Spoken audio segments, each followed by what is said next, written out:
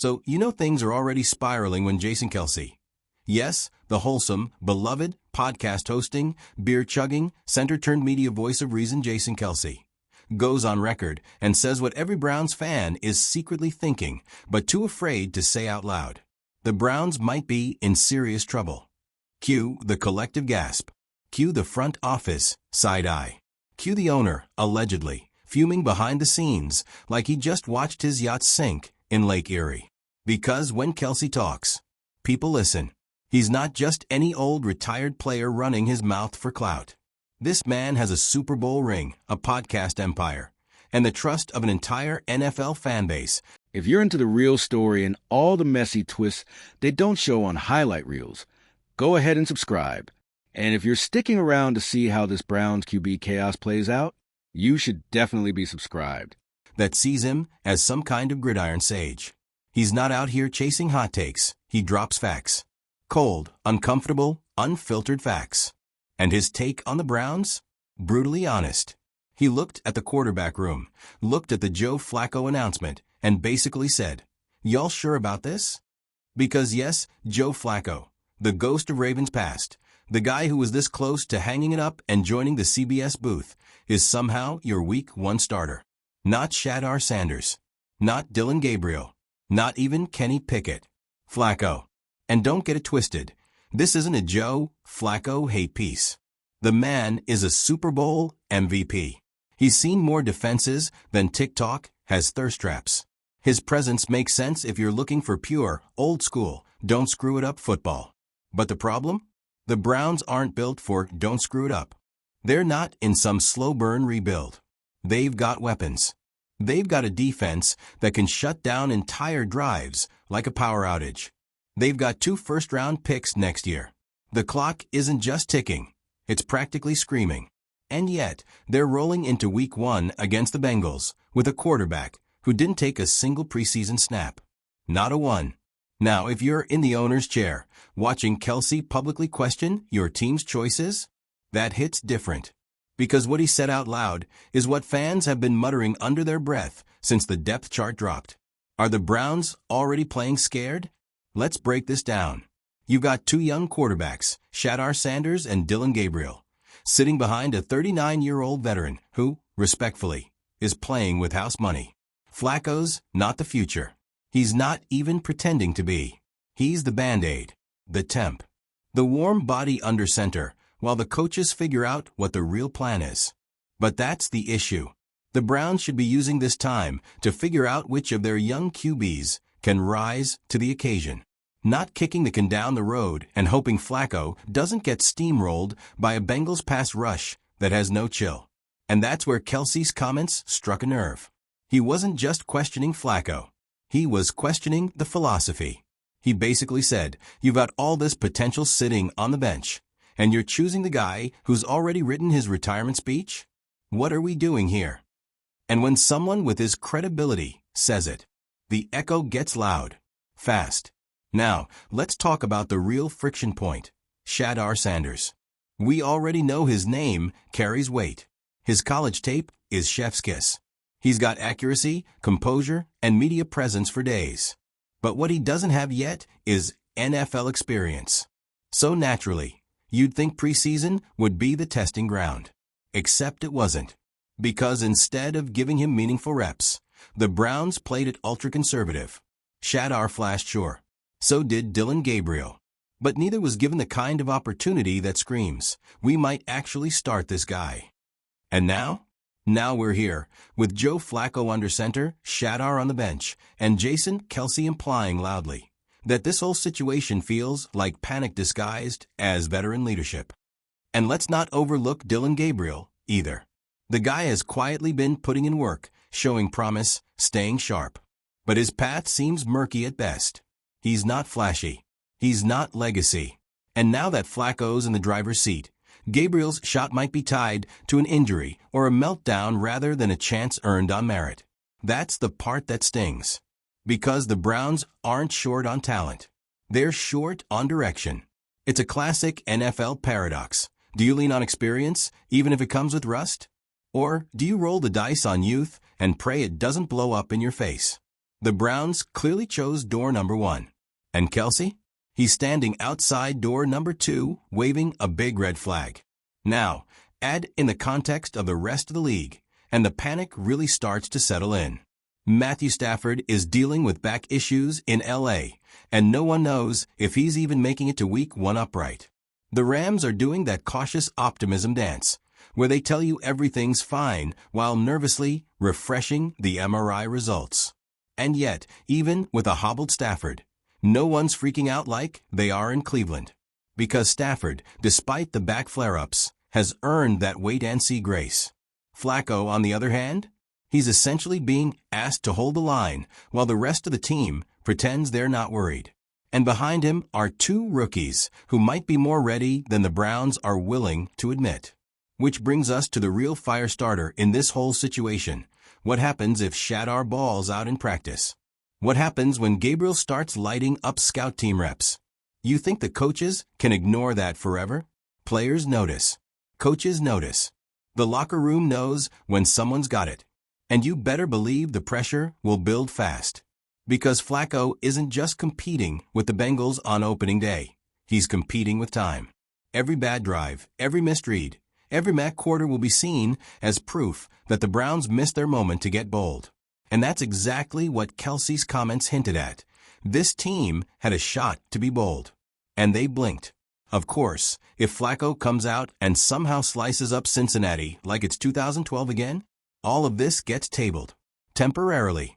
But even if he wins a few games, the question still looms. Is he the guy in December? January? Or are the Browns just wasting time until one of their rookies finally forces their hand?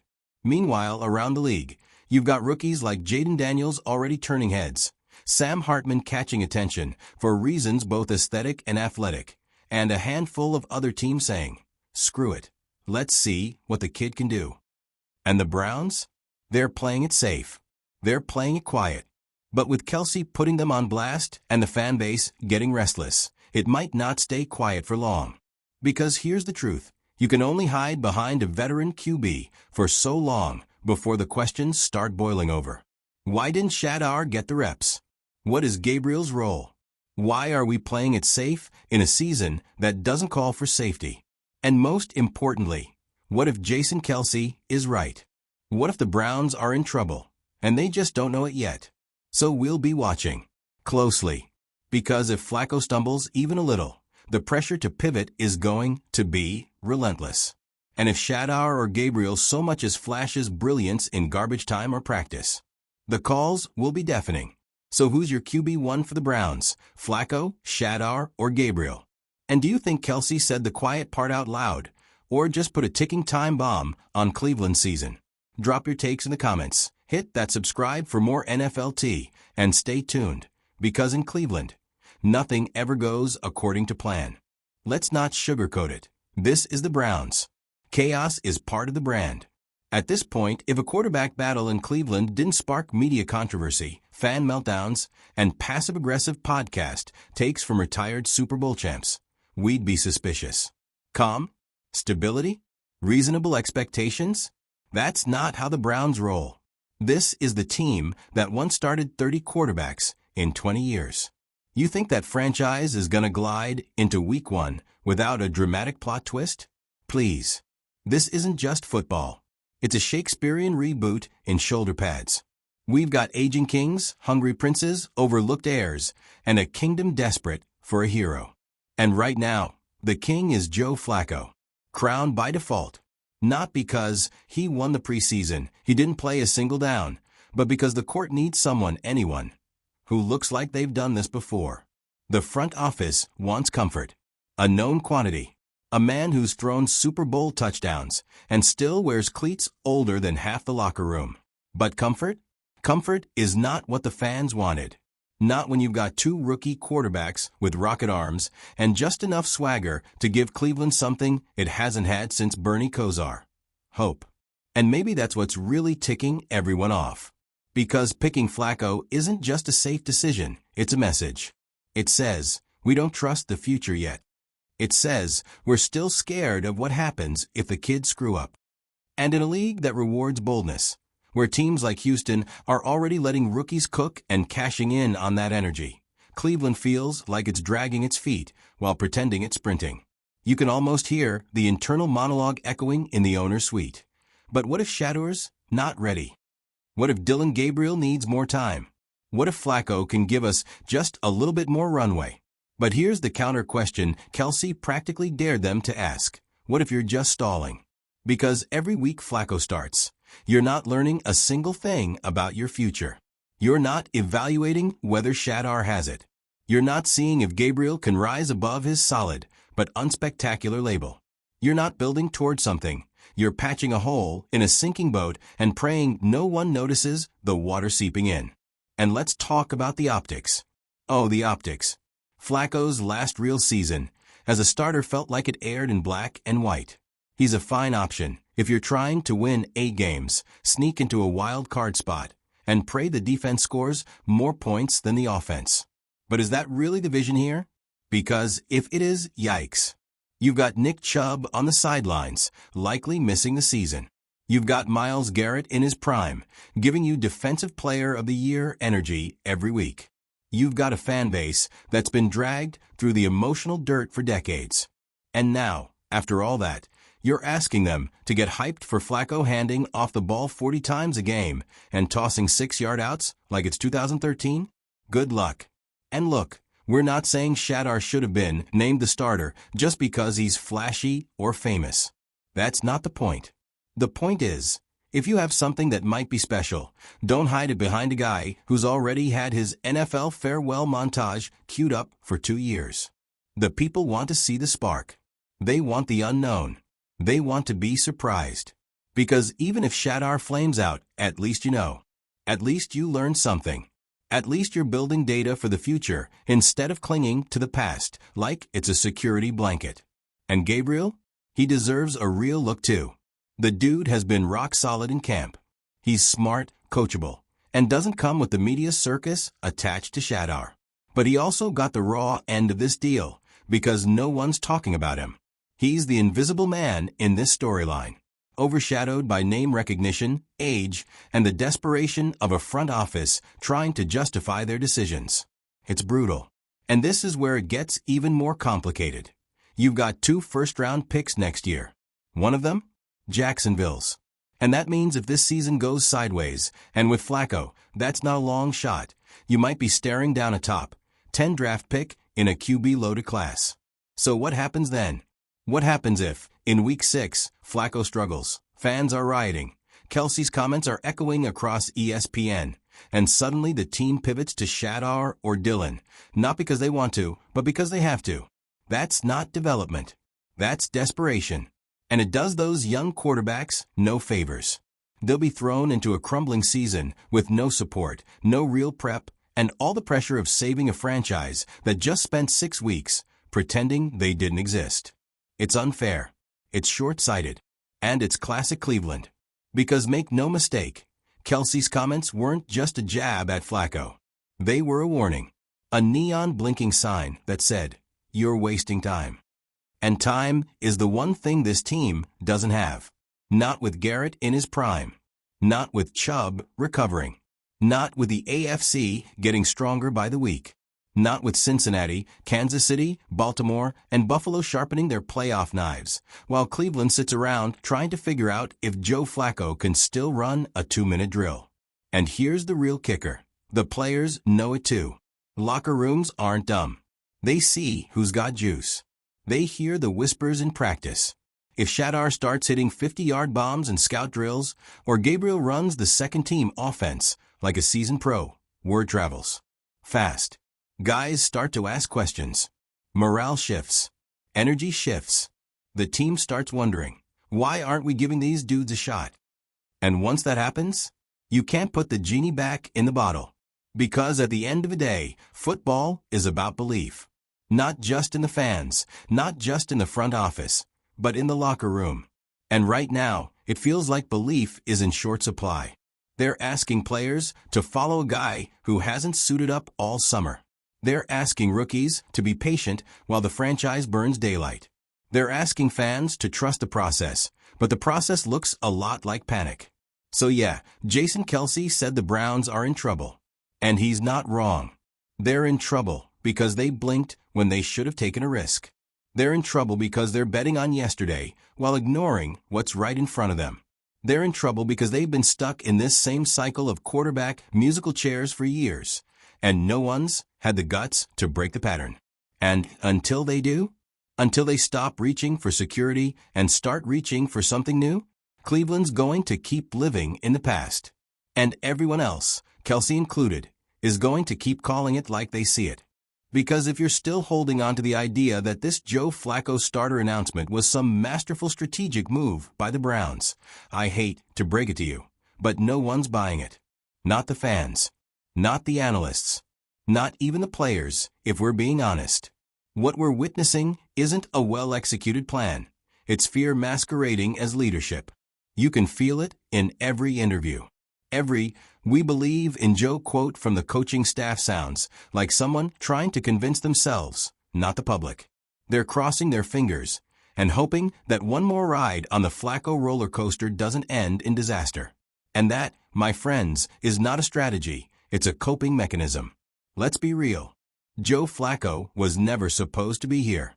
Just months ago, this man was practically retired. He had one foot in the broadcast booth and the other in some golf tournament with Eli Manning. But because the Browns couldn't figure out what direction they were going, Flacco got the break glass in case of emergency call. And now he's QB1? Not after lighting up training camp. Not after dominating the preseason. No, despite not taking a single preseason snap. Think about that. Shadar Sanders and Dylan Gabriel played. They bled. They hustled.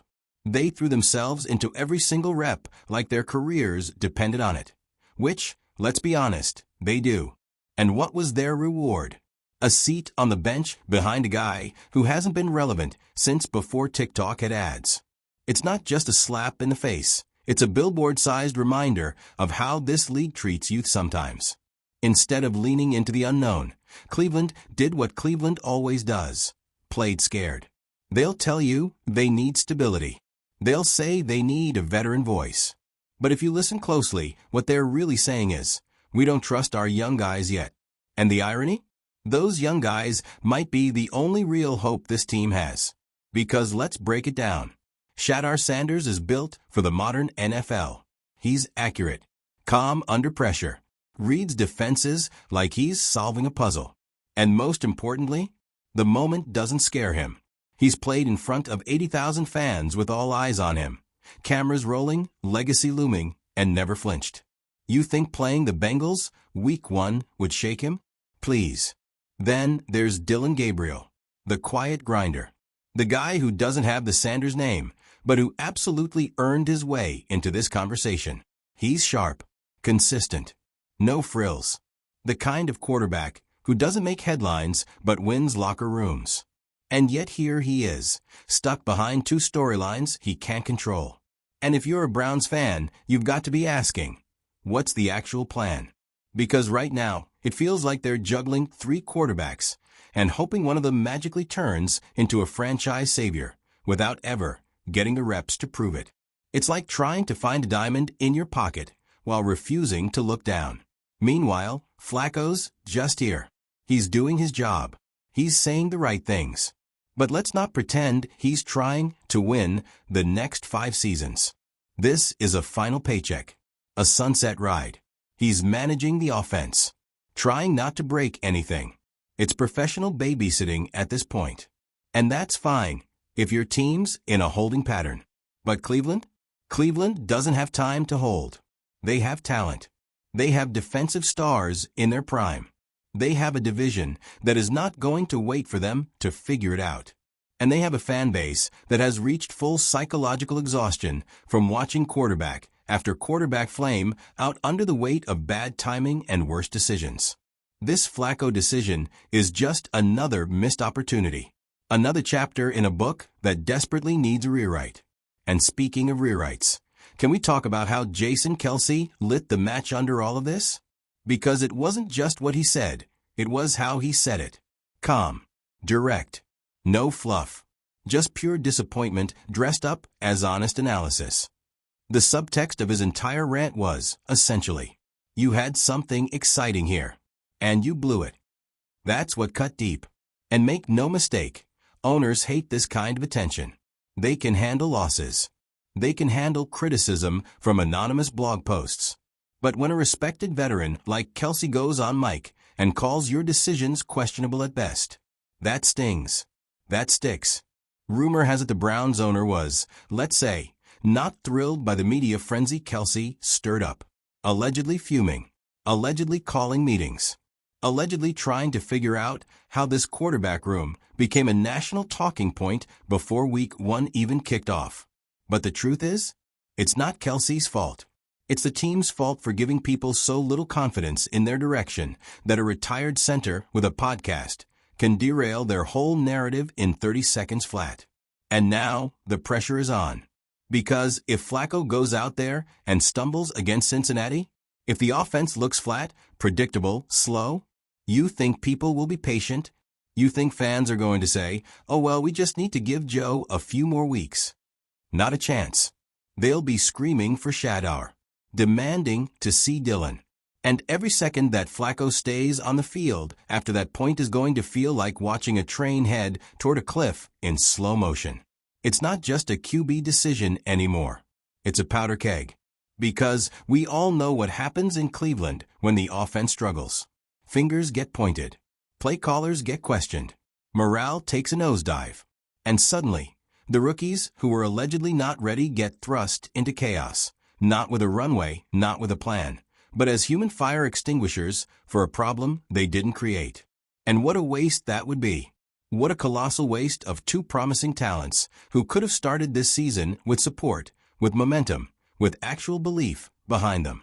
But instead, they're waiting, watching, hoping that maybe, they'll get their shot before the season spirals into another Browns meme.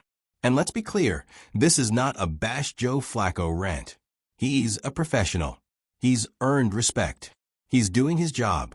But what we're watching unfold isn't about Flacco. It's about fear. It's about a front office so afraid of looking foolish that they're missing their chance to do something bold. And in this league, bold wins.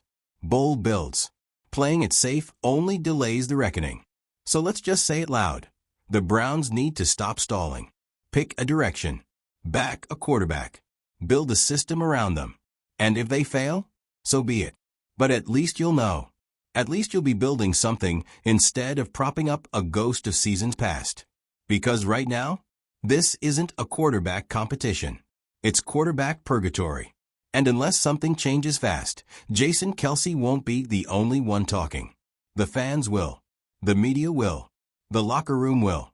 And by the time the Browns finally make a decision, it might already be too late.